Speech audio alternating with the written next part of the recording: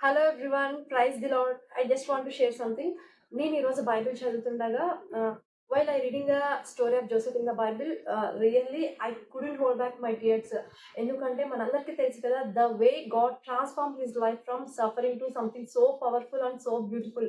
Yosef యొక్క జీవితం ఎలాగ మొదలైందంటే తృణీకారంతో మొదలైంది, అవమానాలతో మొదలైంది. తృణీకారంతో మొదలైన యోసేఫ్ యొక్క జీవితాన్ని దేవుడు ఎంతో గొప్పగా ఆశీర్వదించడం మనం చూస్తాం. సొంత అన్నదమ్ములే యోసేపుని తృణీకరించారు, అవమానించారు. ఇంకా ఈ వ్యక్తి ఎందుకు పనికిరాని వాడని చెప్పి ఒక ముద్ర వేసేశారు. కానీ వారదంతా చేస్తున్నప్పుడు ఒక చిన్న విషయాన్ని వారు గ్రహించలేకపోయారు. అదేంటంటే, వారు యోసేపు జీవితంలో చేస్తున్న ప్రతి ఒక్క అవమానాన్ని, ప్రతి ఒక్క తృణీకరాన్ని వారి చుట్టుపక్కల వారు చూసినా చూడకపోయినా, వారి బంధువులు చూసినా చూడకపోయినా, దేవుడు ప్రతి విషయాన్ని చూస్తున్నాడని చెప్పి వారు గ్రహించలేకపోయారు. మరదంతా చూస్తున్న దేవుడు ఊరికే ఉన్నాడా? యోసేపుని ఎంతగా అయితే వారు అవమానించారో, ఎంతగా అయితే తృణీకరించారో, దానికి రెట్టింపు ఘనతగా యోసేపును దేవుడు దీవించడం జరిగింది. మరి అన్ని అవమానాలు పొందుతున్నప్పుడు, అంత తృణీకారాన్ని పొందుతున్నప్పుడు యోసేపు ఏం చేశాడంటే, యోసేపు ఏమి చేయలేదు. కేవలం ఆయన దేవుడి మీద నమ్మిక ఉంచాడు.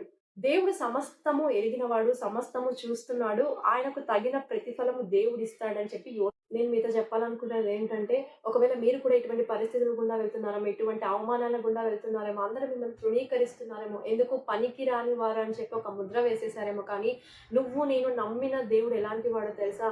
నువ్వెక్కడైతే అవమానించబడ్డావో అక్కడే నీకు ఘనతనిచ్చే దేవుడు. నువ్వు ఎవరి చేత అయితే అవమానించబడ్డావో వారి ముందరే నీ నామాన్ని గొప్ప చేసే దేవుడు ఆయన.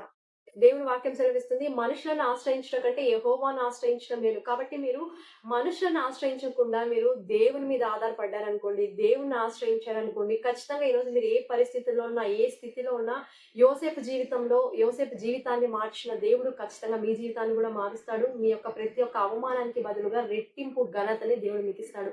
నేను నమ్ముచున్నాను. ఈ మాటలు మీకు బలపరిచాయని. God bless you all. Amen.